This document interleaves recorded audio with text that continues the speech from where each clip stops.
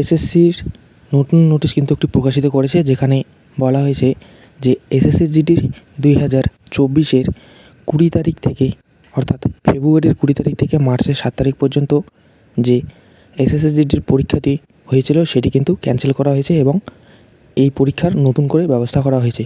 তো এই পরীক্ষা কারা কারা দিতে পারবে, সকলেই দিতে পারবে কিনা সেই বিষয় নিয়ে আজকে আমরা দেখব। এর জন্য আমরা সর্বপ্রথম চলে যাব ssc.gov.in এই ওয়েবসাইটে গিয়ে 20 মার্চ যে নোটিশটি প্রকাশিত হয়েছে এই নোটিশে ক্লিক করব এবং এখান থেকে নোটিশটি আমরা ডাউনলোড করে নেব। তো এই ডাউনলোড করার পর এখানে আমরা দেখব যে কারা কারা এই এক্সামটি আবার দিতে পারবে এবং এই এক্সাম কবে থেকে শুরু হবে সেই সমস্ত details.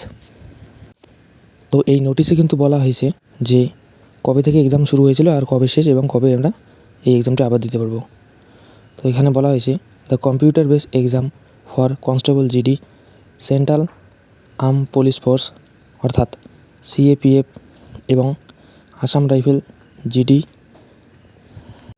In Assam rifle exam 2024 was conduct by the commission from, এখানে ডেটটি দেওয়া রয়েছে 20 তারিখ থেকে 7 তারিখ, অর্থাৎ এই ফেব্রুয়ারি 20 তারিখ থেকে মার্চের 7 তারিখ যে পরীক্ষাটি হয়েছিল সেটি কিন্তু ক্যান্সেল করা হয়েছে এবং কী কারণে সেটি এখানে দেওয়া রয়েছে হোল্ড রি এক্সাম, অর্থাৎ এই পরীক্ষাটির পরিবর্তে কিন্তু তোমাদের আবার নতুন করে পরীক্ষার ব্যবস্থা করা হয়েছে।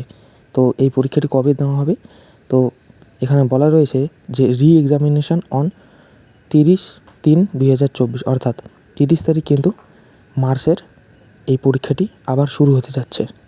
তো এসএসসি জিডিতে যারা এক্সাম দিতে পারো নাই বা যাদের এক্সাম ক্যান্সেল হয়ে গেছিলো তারা কিন্তু 30 তারিখ থেকে নতুনভাবে আবার এই পরীক্ষাটি দিতে পারবে। তো তোমরা প্রিপারেশন নেওয়া শুরু করে দাও আবার ভালো করে, যাতে তোমাদের পরীক্ষাটি এবার আরও ভালো হয়। তো দেখবো কারা কারা এক্সাম দিতে পারবে। সকলে কিন্তু এখানে এক্সাম দিতে পারবে না। তো রি এক্সামের যে ব্যবস্থাটি করেছে এসএসসি, তারা কিন্তু এখানে তাদের টেকনিশিয়ান কারণ দেখিয়ে দিয়েছে যে টেকনিক্যাল প্রবলেমের জন্য যাদের এক্সাম ক্যান্সেল হয়েছে তারাই এক্সাম দিতে পারবে, অর্থাৎ সকলে কিন্তু এক্সাম দিতে পারবে না। তো যাদের কিন্তু এক্সাম অলরেডি হয়ে গেছিলো আগে তারা কিন্তু দিতে পারবে না। যাদের কোনো কারণে এক্সামটি হোল্ড হয়ে গেছে বা টেকনিক্যাল কারণে ফেল হয়ে গেছিলো, তো সেই ক্যান্ডিডেটগুলো কিন্তু এখানে এক্সাম দিতে পারবে।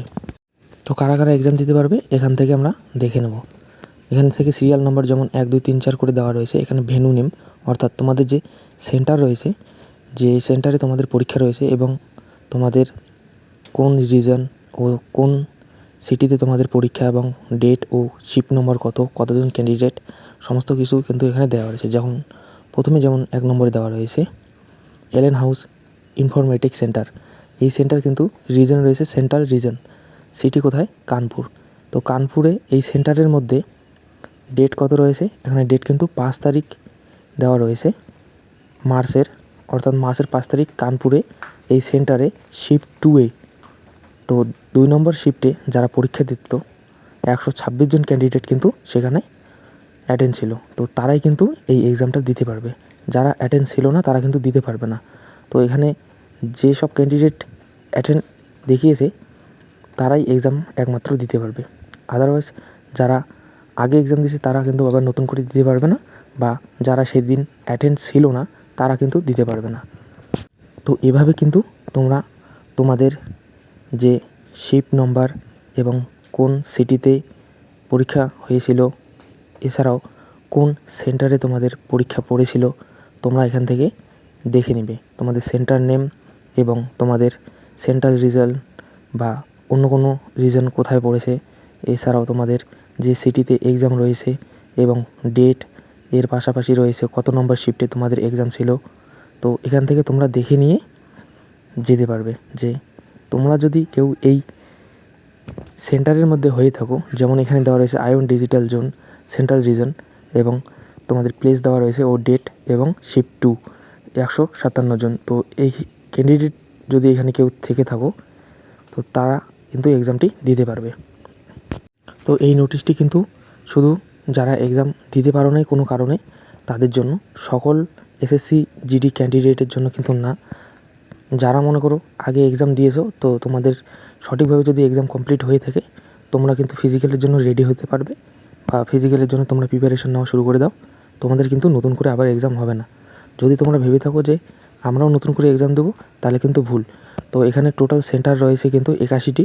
এই 81 সেন্টার মধ্যে যারা যারা রয়েছো, এক্সামের কোনো রকম প্রবলেম হয়েছে, টেকনিক্যাল প্রবলেমে তোমরা এক্সাম দিতে পারো নাই, তো তোমাদের ডেট, শিফট এবং তোমাদের সেন্টার নেম দেখে তোমরা আগামী 30 তারিখের পর কিন্তু তোমাদের এক্সাম শুরু হয়ে যাবে। অর্থাৎ 30 তারিখ থেকেই কিন্তু তোমাদের যে এক্সাম রয়েছে, তো তোমরা সেই এক্সামের জন্য প্রিপারেশন নেওয়া শুরু করে দাও।